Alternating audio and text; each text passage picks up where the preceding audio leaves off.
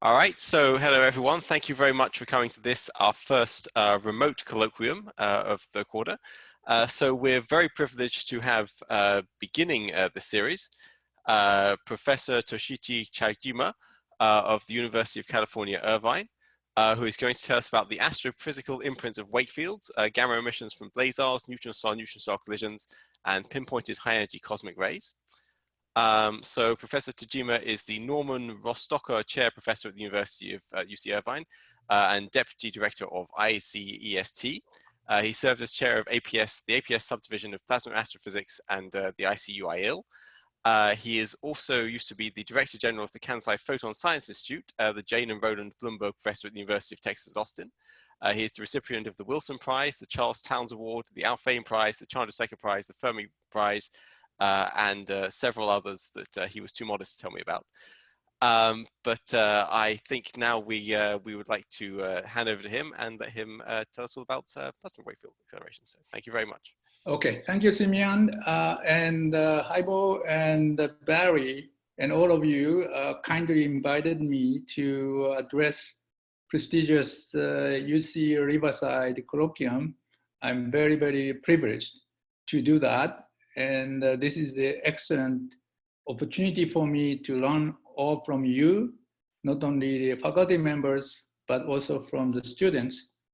I was taught by Professor John Wheeler, black hole fame, who was the senior professor at the University of Texas at Austin when I arrived as starting assistant professor. And at that time, Johnny told me, come on, Toshi, well, do you know what the professor is about? That was his first question to me, maybe testing me, I don't know. And then I said, I don't know. Then he said, Toshi, professor is a person who learns from students.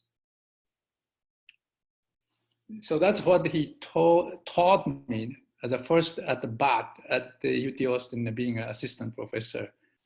So I wish I want to learn from you guys, of course, but also from you students. So students speak up and just demolish my theory and replace it by your own theory. So that's what I expect. All right, thank you. So let me begin looking for my slide deck. I believe this is the one. Let me see.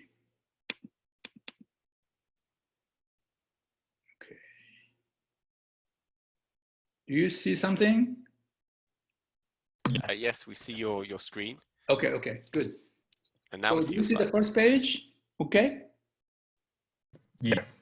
Okay, good. So this is my first page. So it seems that my slide deck is working to be looked at by you. So I think I'm okay. And now I'm going to move my cursor. Am I showing cosmic? Okay. Yes. Okay, so I'm okay. So shall I begin now? Please go ahead. Okay, all right. Thank you again. It's a privilege of giving a colloquium, even though the corona damages our travel. But because of the corona, thanks to corona, we can do this interactively even better. So I'm really privileged to learn from you guys on this occasion. We are very privileged to have you here, delivering this colloquium, even under these slightly difficult circumstances. Yeah, thank you. Also, I should mention to the students that if you have a question during the colloquium, we arranged beforehand, just unmute yourself and ask the question. Okay, so welcome your questions and the comments. And then, of course, I'm privileged with the collaboration of the large number of people, including Barry, Haibo, Simeon, Toshi Ebisaki, Gerard Muru, etc., etc. A number of people have done more than I did. Thank you. All right, so I'm going to talk about something called the Wakefield accelerators. Nature's have its own Wakefield accelerators in cosmos, turns out. Billions of years ago, before we invented, Professor Dawson at UCLA and I thought we invented the Wakefield accelerator in 1979, but Mother Nature was smarter, and she invented this billions of years ago, and we just see that her message arriving to us. So I'm going to talk about 3 evidence or phenomena. One is Professor Barry Barish has discovered through LIGO, collision of neutron star. I was privileged to learn from him personally on that, and I'm going on it first. Second topic I would like to mention is episodic eruption of gamma ray emissions from blazars. The third one is high energy cosmic rays, perhaps including neutrinos, but not just the general arrival of cosmic rays, which have been done in the past.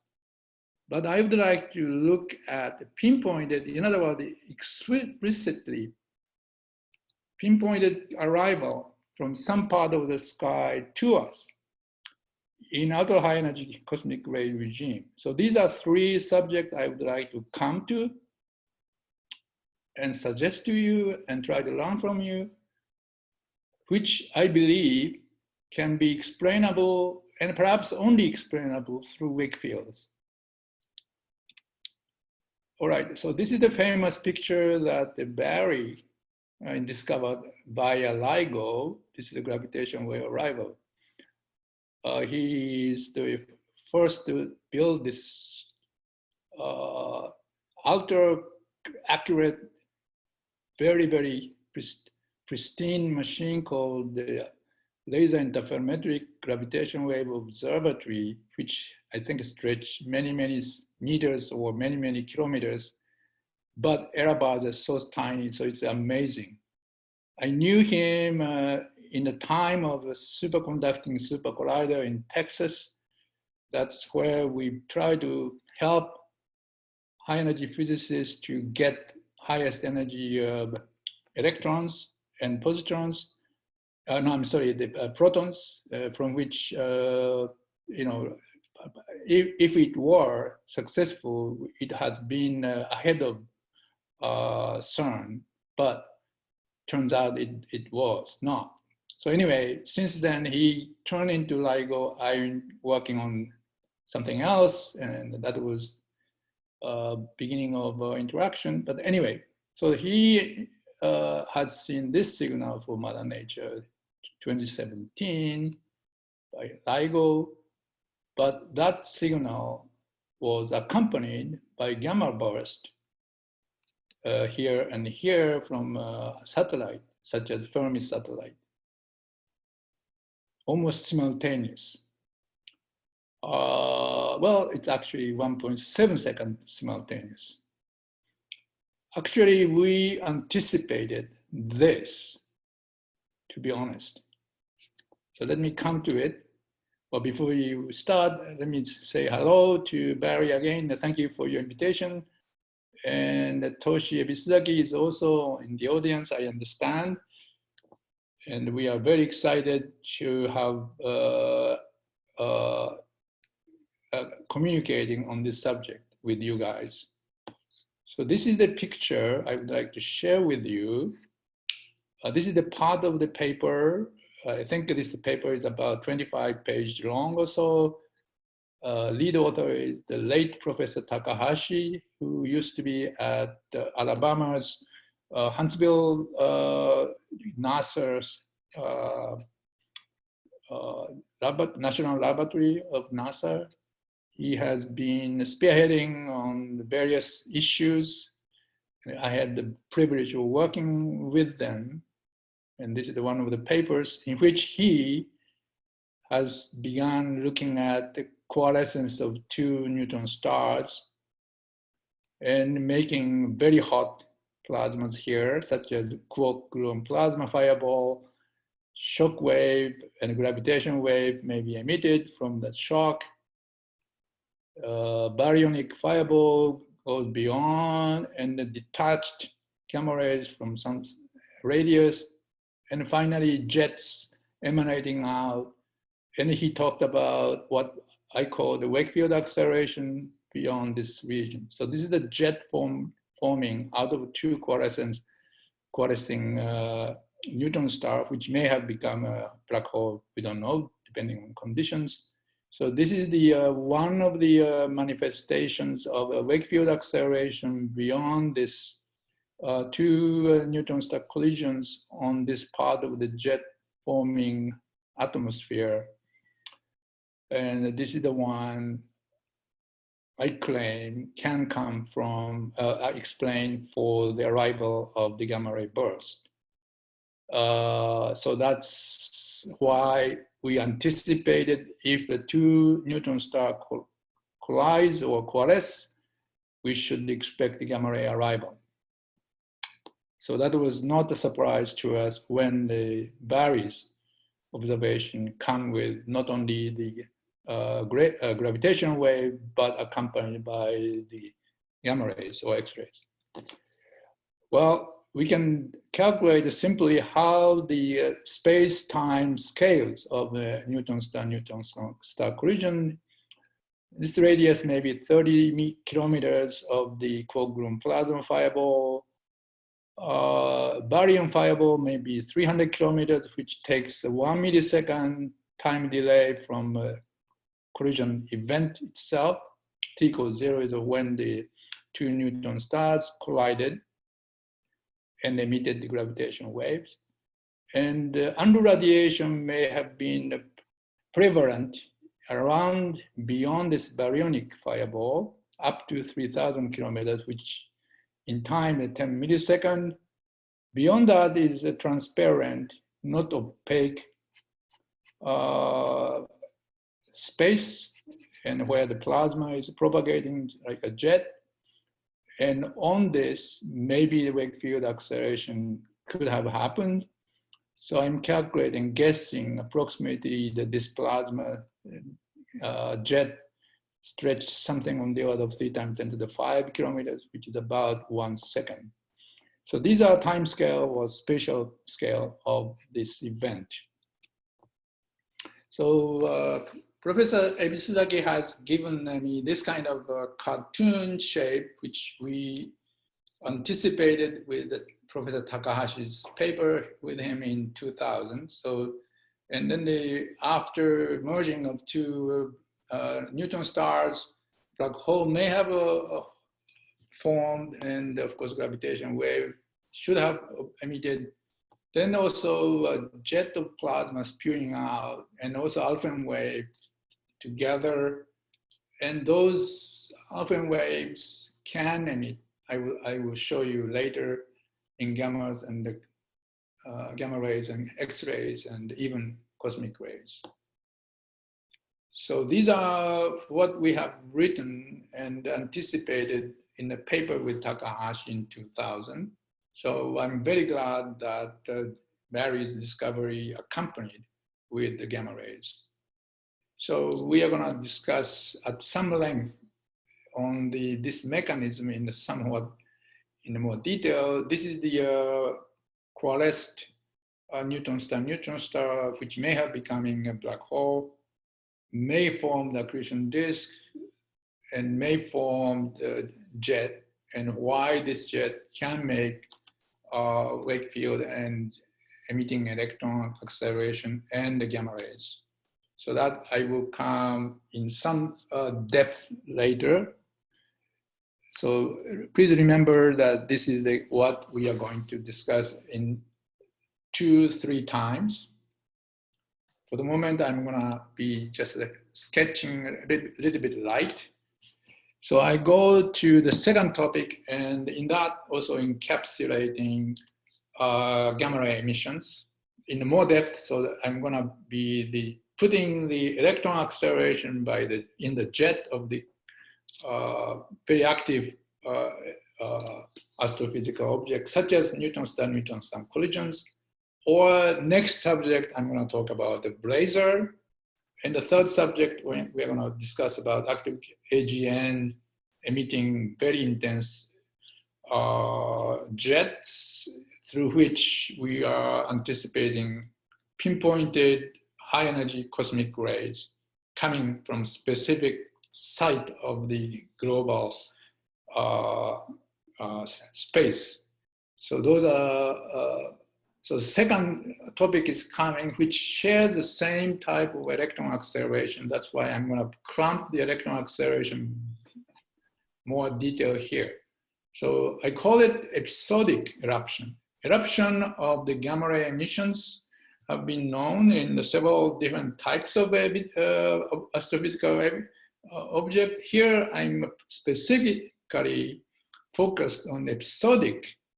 Episodic means that you burst, then they interrupted, then they come back in some other period of time, a burst, and then it disappears, and some other time later, burst again, and this episodic sometimes is semi-periodic time intervals. Sometimes not totally predictable time scale, but somehow coming back and back and back. Okay, so this is the particular astrophysical observations we knew. And when I became aware of this, I immediately understood that this might be explainable from our Wakefield. We are talking about gamma rays, high energy gamma rays from blazars. Well, before I go into the blazars, I'm going to talk about various activities of the AGN type of young galaxies or young astrophysical objects. So again, this is the another latest discovery, which is 2019, last year. They call the black hole discovery. Looked like this. Well, actually, in our textbook, what is called the plasma astrophysics textbook that Professor Shibata and I wrote in 1997, we published, it was not in color because the textbook publisher didn't allow the color picture, but we had the color picture look like this. So this is the donuts, which look almost like this. And then the jets are emanating out, which look like this. And the magnetic field, which you can't see it here, but the magnetic fields are spiraling out. So this is what we wrote, and then it's 1997, and we are very happy to see that the Discover 2019 picture almost uncannily similar to this guy. So that's the one kind of behavior that the black hole and black hole atmosphere behaves or look like. This is the more detailed Hubble telescope pictures. Probably MRI instability might be lurking here. Perhaps the jet is spewing out like that. This is another one. I'm going through the zoo of various AGNs or physiology of various AGN activities. This is Centaurus A, in which we get very strong radio activities, brightest radio source in the sky. And okay, we have accretion disk here, very nicely formed jet, nearly tilted strongly to us, and then the strong lobe. This kind of zoology or physiology is evident from this AGN. That's good to know because we need to accumulate the various Mother Nature's properties. So this is another one, M82, nearest starburst galaxy. Here we go. And apparently they must have collided earlier. And now the messed up galaxy look like this. You have some kind of burst, ugly burst here, and starburst, and then they did black hole. All right, so this same M82 probably must have emitted also outer high energy cosmic rays.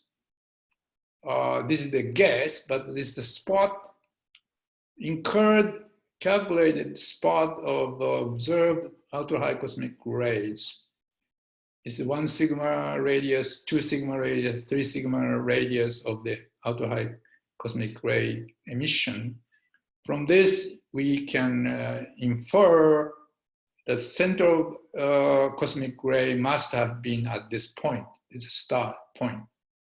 Then we look for non-astrophysical object, and we see the M82, the one we have talked about a moment ago, is the closest to it. Well, since this is most likely protons, and then as you know, protons can be bent if there were some kind of magnetic fields. So if the magnetic fields are around, it is not odd to see that the cosmic ray is deviated away from the source of such M82, for example. So we are probably arguing that this source is actually M82.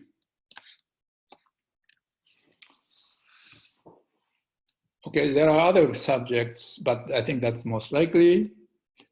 Well, once again, M82, which can be also flaring up occasionally, such as in X-rays and radio waves.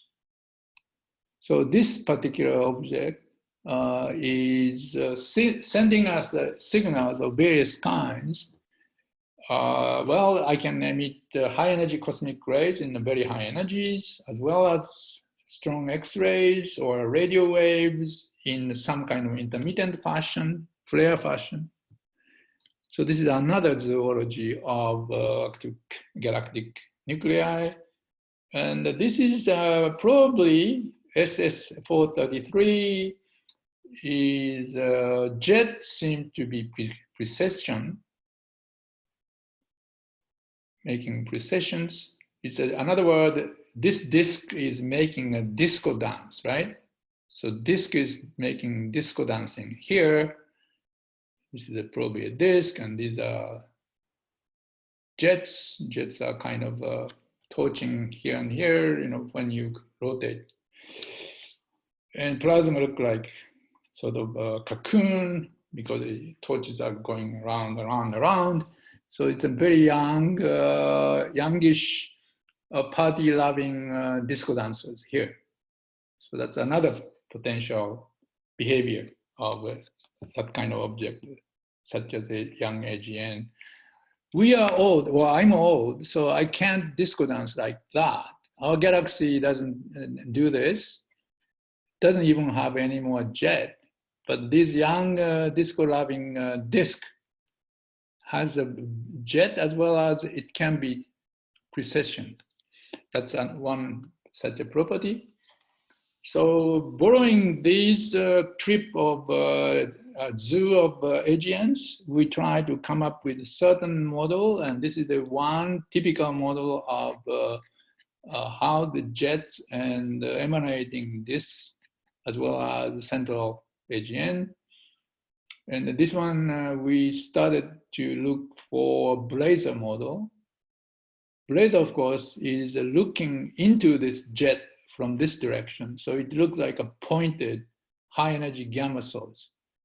And we will come to it why the pointed high energy gamma ray comes into this jet direction.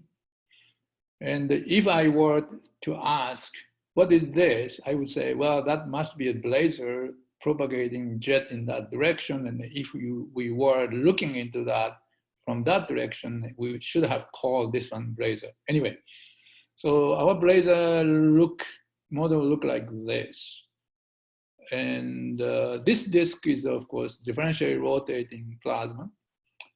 And if the disk with the plasma differentially rotating, it is well known that any magnetic field remnant, however weak, can be amplified by differential rotation of the accretion disk, which is known to make amplify due to the instability called the Magneto-Rotational Instability. We have studied quite a bit in the 80s, 90s, these things. And then it can also accrete toward the center, and then this accreting plasma toward the center will spiral out to form such a rotating, twisted and also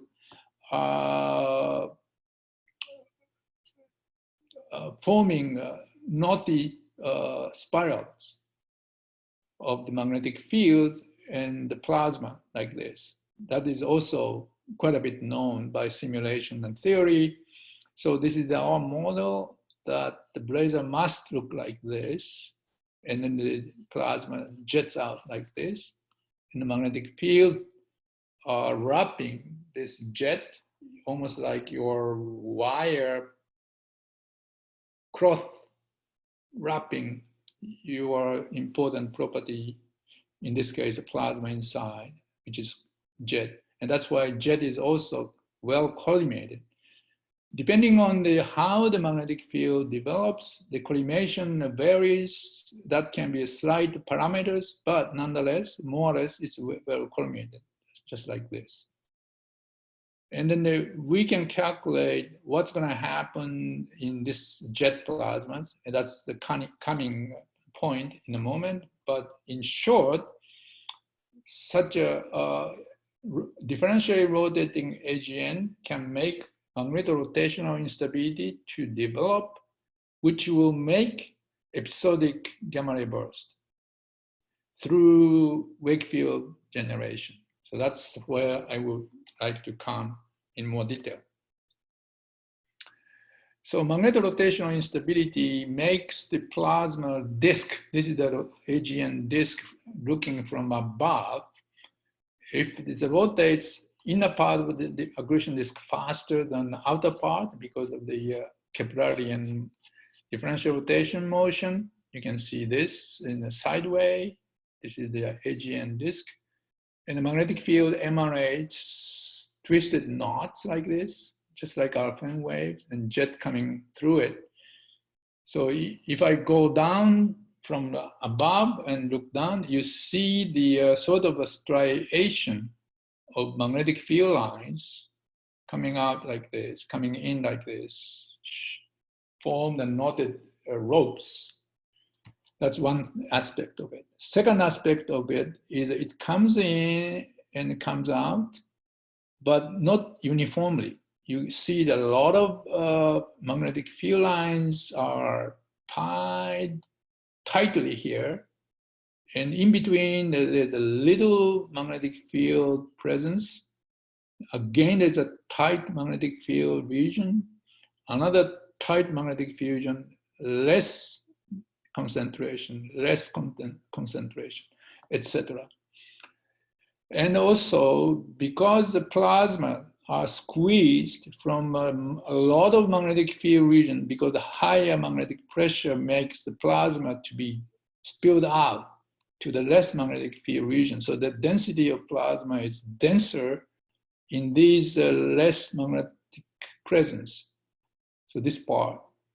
So you can almost see that the spiral galactic arm structure in this accretion disk looking from above by looking at magnetic field, lack of it, basically. Lack of magnetic field means that more mass and therefore more star formation. That's why you see this spiral arms of a galaxy later.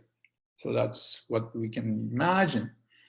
So that's the typical magnetic field and the plasma behavior in the magneto-rotational region. So why this plasma is going to cause an eruption of plasma as well as magnetic field? So let me look at this. This is again, we look down the accretion disk with magnetic field rotating, differentially rotating inside faster than outside slower, and then beyond that, it's no more accretion disk here.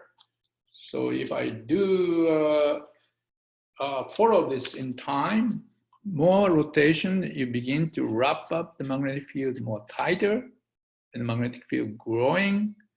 If you keep going, it's more tightly bound, extremely tight. You can see the very strong magnetic field striation, but in between, as I mentioned, less magnetic field region, and that formed the probe later as galactic arms.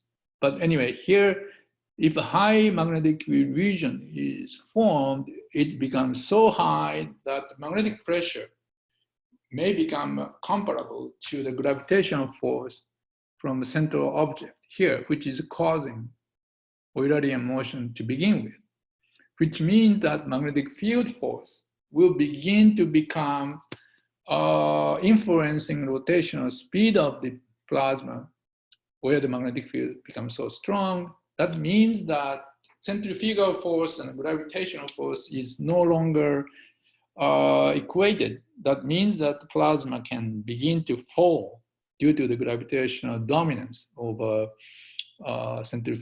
centrifugal force. If that happens, the plasma in this region can spill in to the central object. That, of course, is the eruptive accretion. Okay, eruptive accretion cannot go right into the black hole, but it will rotate around when it approaches to the central region and then become a jet. As well as the magnetic flux can escape by Parker instability, buoyancy instabilities. So all these things happen. And then transition of the accumulated magnetic field dominance back to this more benign, less magnetic field structure. And this is the episodic hysteresis of less magnetic field buildup, high tension, and the collapse, and the buildup again, and so forth. So this is the episodic eruptions of the magnetic disk. So I call this episodic transitions of accretion disk. You can name any way you want, and this one happened to be in my textbook. I called the high beta state and low beta state. Beta is the plasma pressure divided by magnetic field. So when the magnetic field was weak, here's a beginning aspect of the accretion disk where the plasma is high beta because the magnetic field is weak. And the X-ray coming from such a disk is probably low energy and not too much high energy component. Now, when this magnetic field buildup due to MRI instability happens, magnetic field become higher and higher, and then we call lower beta state or hard state. This is a softer state in which X-ray emission become harder, high energy tail become more important, and probably parallel type of emission instead of localized emission. So this is the two type of transition of two kinds of accretion disk. That is what we anticipate from this kind of MRI active accretion disk. All right, so if I employ that, and this is a cartoon version, so begin with very little magnetic field presence, but due to the magnetic field amplification through MRI, we know that magnetic field can become significant. Then it can disrupt, as I mentioned. Once it's disrupted, going back to this, so there's this precursing hysteresis of a disk and jet emanation. And that's called what we call episodic accretion. Now, from this, what we anticipate is that, okay, beginning a magnetic field activity is weak, and then the MRI will build up magnetic field exponentially, and then this one causes stronger emission of the X-rays and gamma rays, which I come in a moment. But when the magnetic field becomes too strong, it will cause the emission of an accretion disk and then the collapse of that kind of disk and become a gestation of a quiet stage, long, quiet, just like us, we are staying home, right? Prohibited to go to discotheque. But then you are allowed to go to the discotheque and become MRI unstable again and build up a magnetic field. Then, of course, erupt again and collapse in order to stay home and stuff. And then they repeat. So this is the episodic eruption of the accretion disk. And you can imagine that we know the theory of MRI instability. So this rise time must be about 10 exponential folding time of the MRI growth rate time. Collapse time is similar, it's 10 exponential time of Parker buoyancy time, and in between quiet recovery time, and so forth. So this is what we can anticipate naturally. Well, if the brain Gedanken experiment you feel is not enough, we can do simulation experiment. So this is a simulation experiment we did, general relativistic magneto-hydrodynamic simulation. Well, we have to obey the Einstein, right, in this kind of thing. So we have to do general relativistic dynamics. So we did, and it shows amazingly that even though we obeyed Einstein's general dynamics, general relativistic dynamics, still basically the same thing. It's episodic rise and episodic collapse and gestation, and again, stuff like this. It's basically the same type of behavior. So what we surmise from this Gedanken experiment and the simulation and the theoretical constitute is that when this accretion collapse happens, or very enhanced large amount of accretion shock will cause the jet is shaken by amount of a large accreting matter shaken up at the feet of the jet.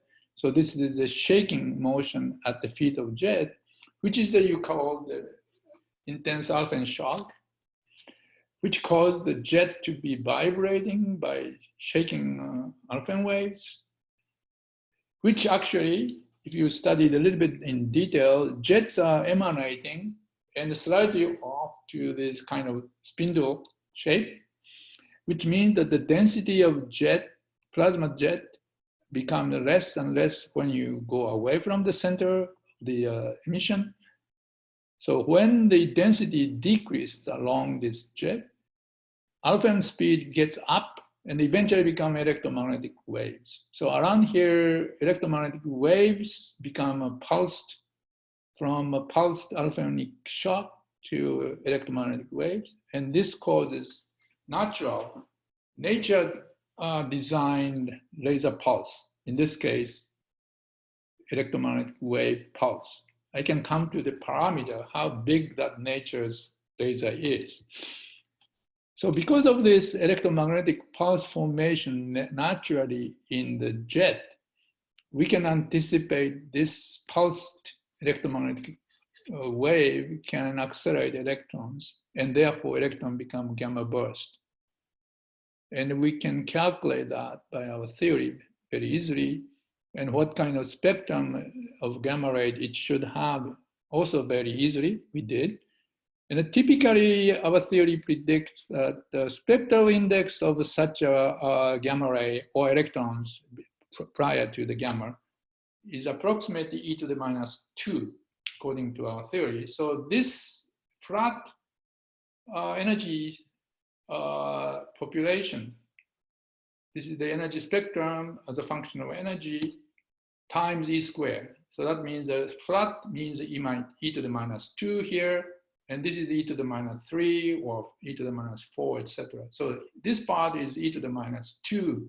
Index is 2, or index is -2 slope. That's the basic robust accelerating regime of eruptive phase. Okay, so when the gamma ray bursts from Blazar emit brightest, that's the point like here. This is the particular Blazar AO0235+164, has a weak or so bright peak, and after the week or within a week, it collapses like that. And then they go in a low phase, then it rises up within a week, high phase, and collapses within a week. Repeat that again. Sometimes it's more erratic, sometimes more periodic. Another interesting thing here we find is the flux of the Blazar gamma is anti-correlate. When the brightest flux of gamma is observed, we see the lowest index 2. So when the lowest index 2 happens, flux goes up. When the index is large, flux is low. So index of the energy spectrum low means a very active acceleration regime, and therefore gamma spectrum is very high. All right, if you don't believe it, let's go to another Blazar. This is a 3C454.3, which is actually bigger Blazar than the previous one. This one is probably billion times of solar mass Blazar. But this one has a rising time longer than a week. This is the 100 week, which is about 2 years. So the rising is several weeks to ride, and collapse, it takes several weeks, and repeats several months to repeat. Episodic time is several months to, this one is 2 years. So rising decays several weeks, and the repetitive time is several months to few years. Again, there is a very clear anti-correlation of flux to the energy index. Here, the very active phase, 3 peaks, and the all index of the energy spectrum is about 2. Here, very quiet phase, we get the large index like 5 or more. So this anti-correlation of small index 2 and the very peaked episodic rising are again strongly anti-correlated. Furthermore, bigger the Blazar is, this period is longer. Okay, it's proportional to the size of a Blazar. Luminosity is also proportional to the size of the Blazar itself. So we can calculate various objects. I have gone through the zoology of it. For example, M82 case, gravitational energy is released by alpha waves and eventually mode convert to the electromagnetic wave, which can accelerate protons as well as electrons. Electrons are observed as gamma ray emissions, and protons will give rise to cosmic rays. And ultra high energy cosmic ray component is probably 10% of a cosmic rays component. So we know roughly most of the energetics we can calculate and predict. Okay, so theory, we have a theory, so we can't cheat. Once you build a theory, we have to take a theory conclusions as the same part of our self. So we can't hide it, and we can't hide this theoretical prediction because it's a theory. We can't hide it, okay? So these are all theoretical consequences I can't hide. So if these are not what Mother Nature is giving you, and we must be wrong. Or if you see it, this is what Mother Nature is about, okay? We can calculate the various numbers if you care about it, okay? Now, third object, which is my last point, which is the one I want to make the case to you so that you guys can go up to the sky and see if it is a case. So this is the kind of a life or death for me, right? Either I'm gonna be the victim of corona or I will conquer the corona, right? So here I will tell you where you can find the pinpointed high energy cosmic rays comes from. Most of the cosmic rays and highest energies are prevalent in entire 4-pi universe, sky, right? So here we are predicting, Professor Ebisaki and I said, where you will see, you shall see the high energy cosmic ray pinpointed spot. Kind of a dangerous prediction, but nonetheless, we can't hide the theory, right? So that's why I have to stand by. So this is the usual high energy cosmic rays chart. It appears to be extending all this energy beyond the 10 to the 20th. On the other hand, most of these observations have been explained by Fermi mechanism, which Fermi wrote in 1954 in his deathbed. He passed away in 1954. In that paper is probably the only paper that astrophysicists can refer to for how to explain the cosmic rays. However, there are two problems. One of the most important issue is the cosmic ray acceleration by Fermi mechanism cannot go beyond 10 to the 19 electron volts. This is because Fermi acceleration is a stochastic bending of the proton beam or proton particles by the presence of the magnetic field. Because of this successive bending of the magnetic field, synchrotron radiation arises, and beyond 10 to the 19 electron volts, synchrotron radiation loss is a bigger energy loss than the gain by Fermi acceleration. So that's the fundamental limitation. So that's why extreme high energy cosmic rays in this tail become a very strong issue for Fermi mechanism. On the other hand, acceleration by Wakefield doesn't have that problem because it is prompt and intense and linear acceleration. There's no bending of the magnetic field, therefore little synchrotron radiation energy loss. So this is the typical cartoon version of the Enrico Fermi's stochastic magnetic acceleration. And I mentioned that synchrotron energy loss is the issue. Well, counter to that issue, we have collected the method is called the collective force. Collective force is the force due to not single particles. By the way, this type of acceleration is a single particle go through the plasma or magnetic field and then bend. This is a single particle bending dynamics. So it is basically, it's a single particles, not the surrounding particles. If I had n particles here, n particles are not doing anything other than just the presence of the magnetic field, which bends one particle alone. So that is a single particle dynamics. It's a simple theory because it's a single particle dynamics can be accurately computed and accurately predicted, even though this is a stochastic accumulation of multi-scattering of the magnetic fields by the magnetic field of the particle protons. However, when you resort to collective force is made up of large number of n particles, not one particle. And by definition, collective force is nonlinear.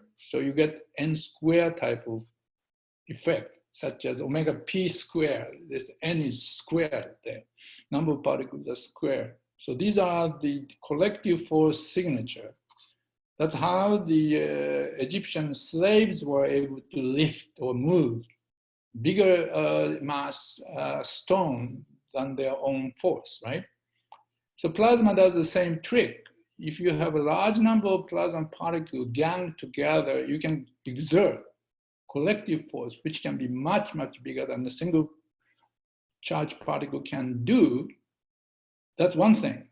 Additional thing it can do is, because I already showed, collective mode can be delivered by long distance. It's like Amazon.com, right? Amazon.com, if I sign, go to you, well, Amazon.com will deliver that package of energy, okay? Electromagnetic wave cross plasma cross B is my package. That package can be delivered to your doorstep by what? Well, that's called Alphen wave. Alphen wave, for example, can deliver such energy package by far distance. Jet is one of the best examples. I mentioned them so far, okay? So if you have this kind of medium and then you exert it the force on the plasma, there are two kinds of waves. One wave I call Wakefield waves here, as you see it, in the lake surface by the laser pulse going through. This was a jet, inside the jet propagating alpha waves, which became electromagnetic waves. In this case, the motorboat on the lake, it caused a coherent, very large amplitude, never die type of waves, which move together with the light moving pulse, in this case, motorboat speed. Motorboat speed and Wakefield are equal speed. If it were alpha speed or alpha speed mode converted electromagnetic waves, is the speed of light, and these waves are speed of light. We call the Wakefield phase velocity much greater than the water movement speed. So this is the region of the plasma Wakefield regime. Opposite to that is, let's say I'm gonna show you the tsunami wave onshore.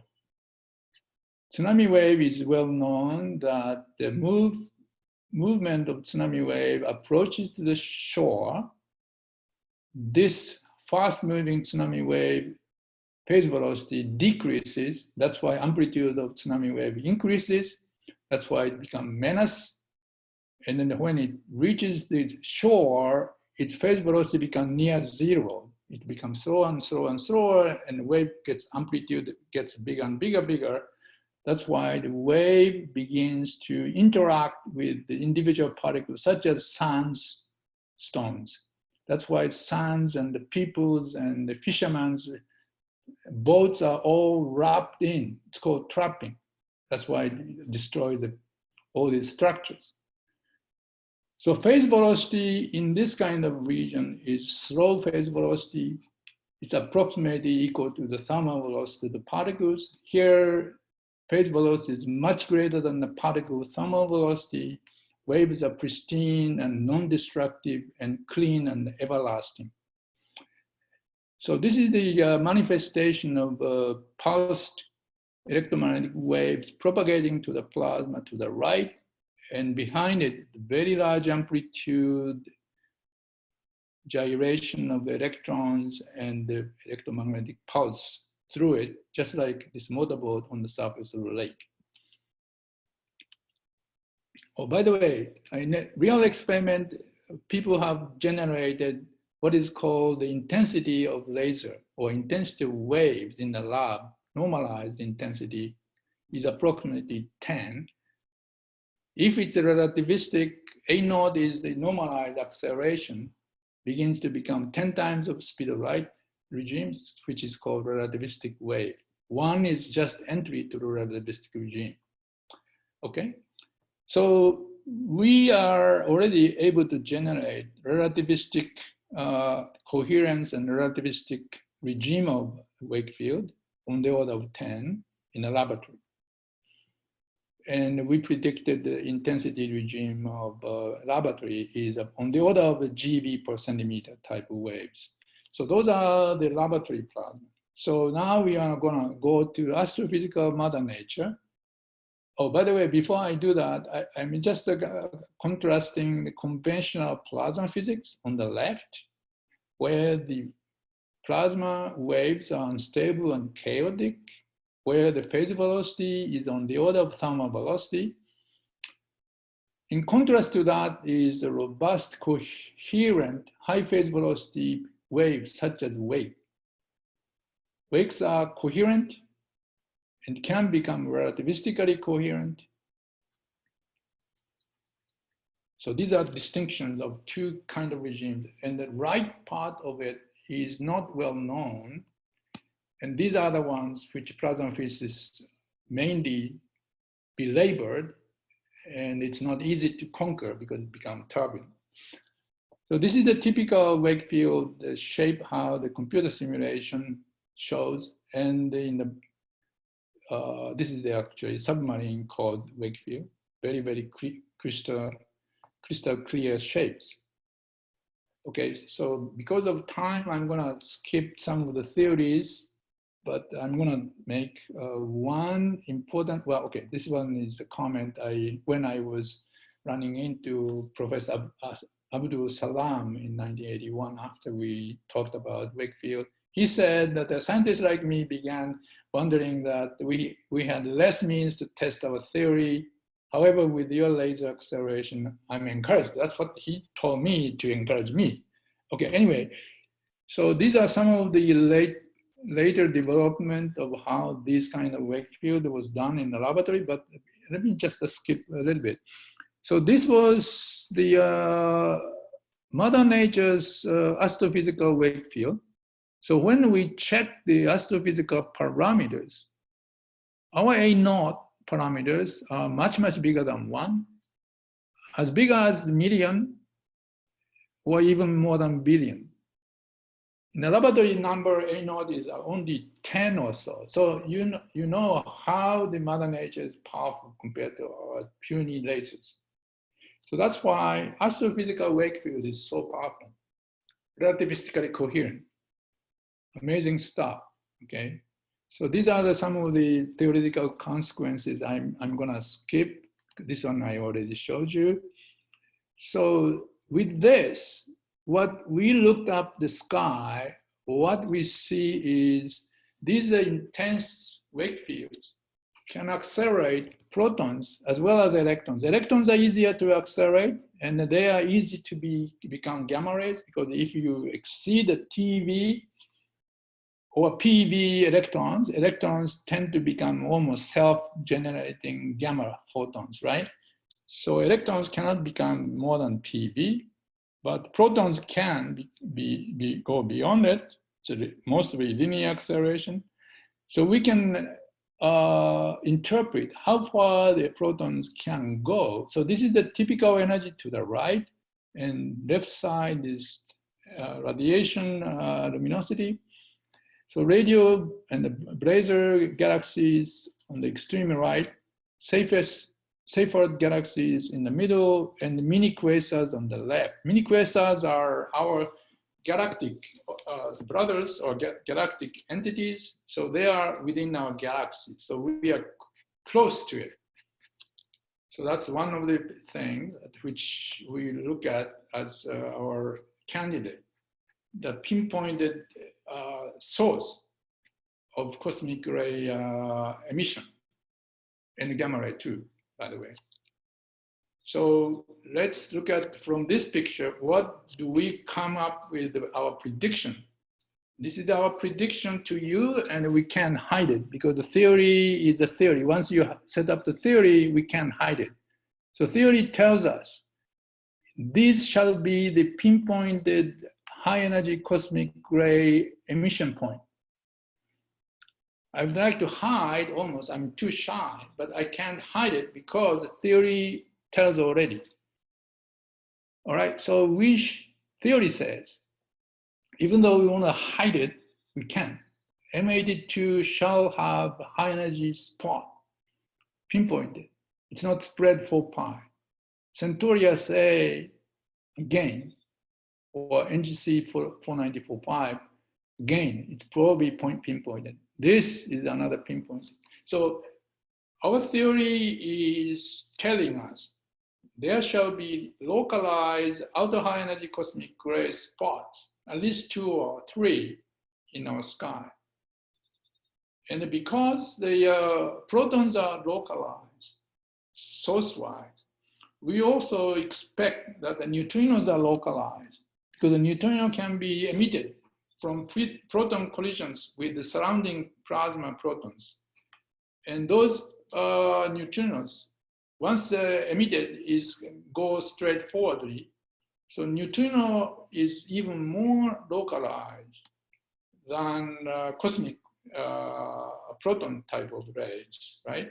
So we shall expect that either protons are localized, emitted in outer high energies from these spots, as well as probing neutrinos in very high energy neutrinos, such as 18, 19, 20 electron volts neutrinos are coming from these spots. Well, okay, so I want to hide myself because I don't want to be banned by the society. Okay, you said it, but wrong, right? But I cannot hide it. This is what theory says. So Wakefields are the ultra-fast pulse generated. In this case, ultra-fast is the kind of weeks or even month of the period by the AGN accretion disturbance. And the first evidence or first example we talked about is a gravitational wave emitting neutron star collision should have been followed by gamma emission that we talked about. Blazars we talked about as a second point, which should have episodic gamma emissions coming from accretion disk Magneto-Rotational Instability origin of episodicity, and the Wakefield acceleration gives you the gamma emission episodically. That's the second topic we mentioned. Then the third topic we mentioned is nature's violent phenomena of emitting the brightest gamma photons as well as highest cosmic ray emission, including neutrinos, which has probably spots, collimated enough and local enough propagation, so that instead of 4 pi observation of the highest energy, but highest energy comes from that particular astrophysical object, maybe identifiable according to the theory. So this is what we call pinpointed UHECR at highest energy neutrino as well. So in conclusion, gravity plus plasma plus magnetic field, certain conditions, plasma theaters show the huge and coherent phenomena of Wakefields. And we presented the 3 such examples of dynamics. Thank you very much for joining me or inviting me to this, and stay healthy. All right, thank you very much for a very nice colloquium. Any questions from anyone? Yes, I have a question. In regards to the episodic Blazar emissions, it looks like the periods vary quite drastically, as well as the peak luminosities. Is there any idea why, like, what the difference is between one cycle and another? Like, what causes the change in the period or the change in brightness? Oh, okay. So in the laboratory laser experiments, density of the plasma is typically 10 to the 18th, can be 10 to the 20th, can be 10 to the 16th, something like that, per cubic centimeter. Okay? Okay. So period of resonating photons we employ is typically femtosecond pulse length, femtosecond. That's the optical light. We usually see this optical light whose periodicity is about femtosecond. Now, when I go to cosmic Wakefield, our exciter is infalling a clump of big plasma whose size Fermi's is probably at best is the thickness of the disk. Probably smaller than the thickness of the disk, but let's say the uppermost one is the thickness of the disk, no longer. So that's the wavelength of the electromagnetic wave generating agent. So speed of light divided, you calculate what the pulse length is, which is, I don't remember exact numbers, but the many thousands of hours, okay, instead of a femtosecond. So one big difference is that density of plasma in the laboratory is high and the optical photon is short because of that. Plasma wavelength is short correspondingly. In astrophysics, the density of plasma is, let's say, 1 per cubic centimeter instead of 10 to the 18 per cubic centimeter, right? So there are 10, 20 orders of magnitude difference in the density of the plasma. and many, many orders of magnitude difference in the size of the period, the characteristic size of the period. So that's the biggest one difference. Oh, for a given blazar, you showed that the observation showed that the period can vary a bit, and like the peak luminosity of those periods can vary. I was wondering what astrophysical or what mechanism do you think determines like how long it takes for it to go from its minimum energy to the peak energy again? Does that make sense? Mechanism of the repetition? Yeah. Oh, okay. So once you burst, okay, so it builds up.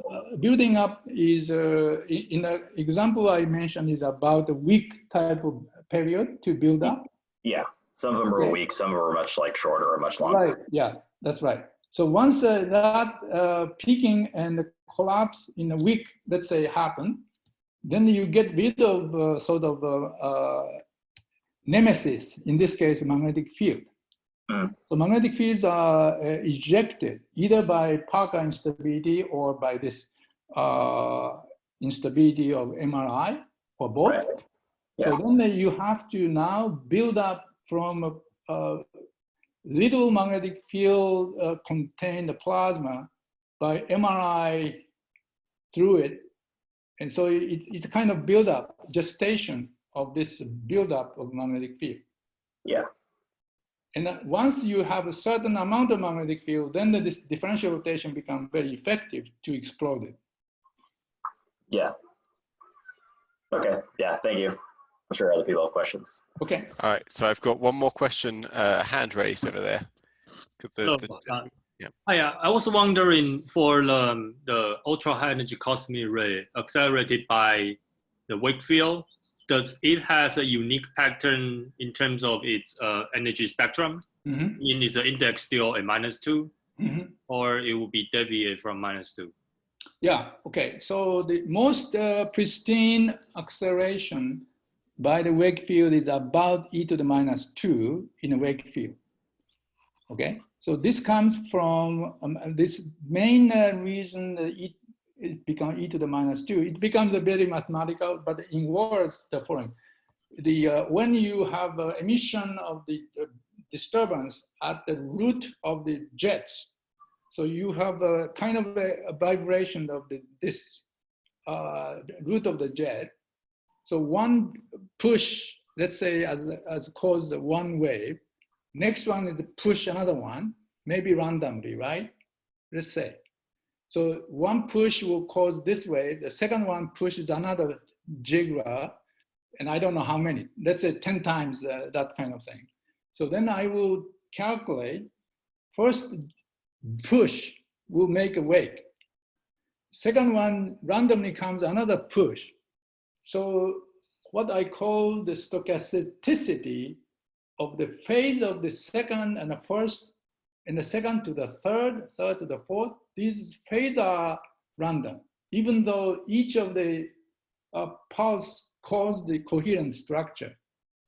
So if I incorporate this stochastic phase difference of the multiple of jiggler-zaggler pulses, I have to incorporate it.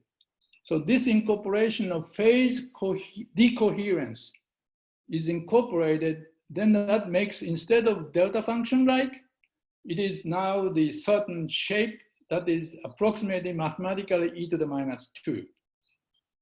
So this is the ideal acceleration case.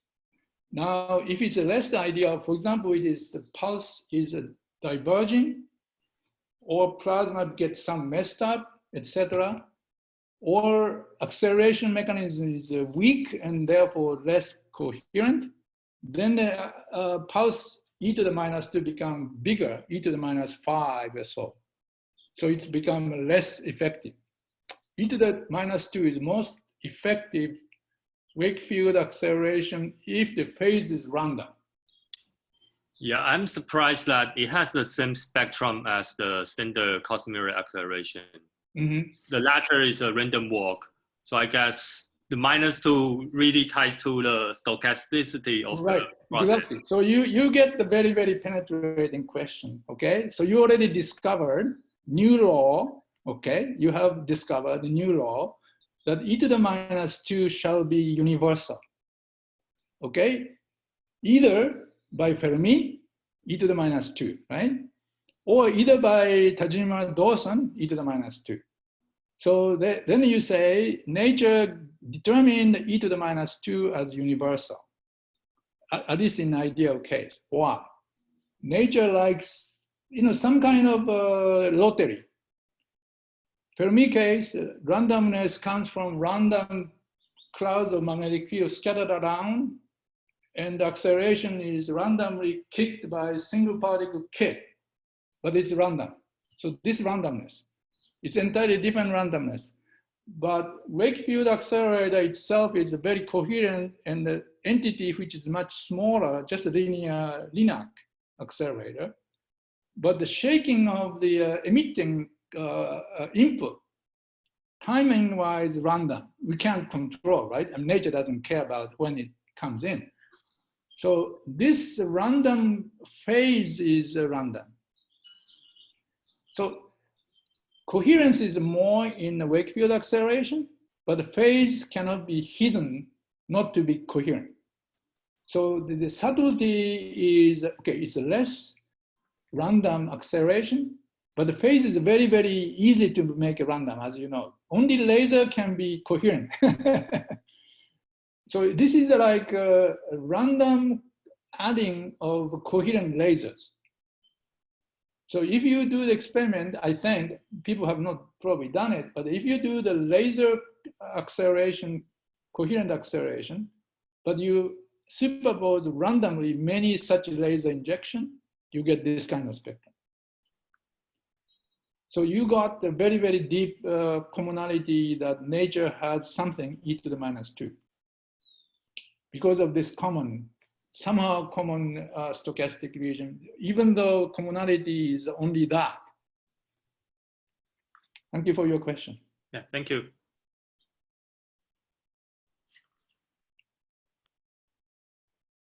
So we might have time for one more question. If anyone has any. No? Okay, good, great. Well, thank you very much. Oh, sorry, one more question. Go ahead.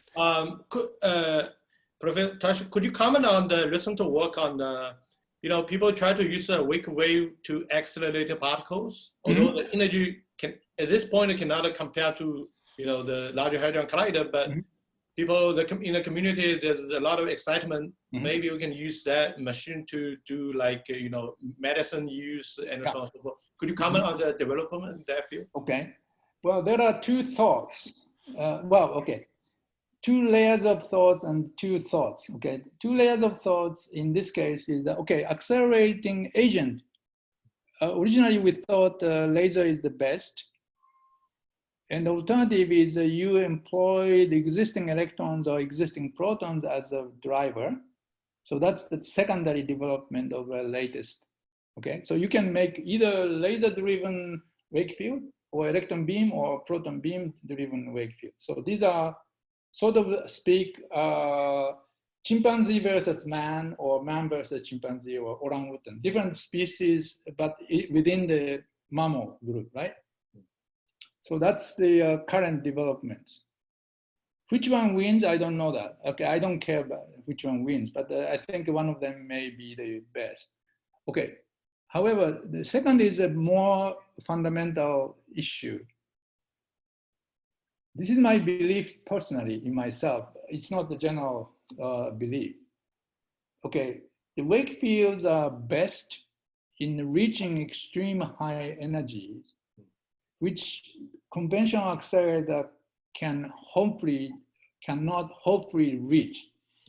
Enrico Fermi said that he can make a PeV accelerators, okay, PeV accelerators, if he were used girdling the entire Earth, okay? So that was Enrico Fermi's PeV accelerators. Well, I can make a PeV accelerator if I accelerate using Wakefield and the fiber nanotube over 10 meters. So 10-meter accelerator of PeV can reach a PV, okay? Which is nice. However, as you know, the PV accelerator needs luminosity. Okay, so luminosity is a proportional barrier. I'm sure he knows better than I do, but luminosity is proportional to energy square if you want to make a collider. So if I want to make a collider physics out of this, it's going to be increasingly more expensive. Energy to the square level. So we reached the TV level right now, right? Electron positron accelerator hasn't even reached TV yet. It only at best tens of GeV or maybe close to 100 GeV, electron positron. So if you go TV, it's already 10 times and the square is 100 times. The cost is proportional to the luminosity. So if you go to PV, it's 100 square, which is 10,000 times luminosity, which means that 10,000 times more expensive than the SLAC or CERN, which is ridiculous. I think our civilization will not allow that 10,000 times more expensive machine like that. So here's my thought. I would like to propose non-luminosity paradigm of high energy physics. So there are luminosity is not needed to test PV energy scheme of particle physics, for example. I can think of, for example, string theory, superstring theory consequences, such as some of the superstring theories tell me that, well, okay, the speed of light in the gamma ray in the extreme high energy will become slower than speed of light. That's because high energy gamma ray will begin to knit this string theoretic structure of the vacuum, right? So this is extremely high energy regime, but you don't need a collider. And it is not possible to look at exploration of this kind of regime by conventional accelerator, but Wakefield accelerator could, but without collider paradigm, which means the cost is cheap. So this is to me, if I'm a DOE officer, I'd like to go. I'm not a DOE officer, so I can't, my opinion doesn't count. But. All right, thank you very much. Any other questions? All right, well, thank you very much again for coming to talk to us. Thank you very much for the invitation. Yeah, we would normally clap, but I don't know if anyone's going to hear. But yes, thank you very much. Yeah, thank you. All right, have a nice day, everyone, yeah. and see you all next week. Yeah, good night.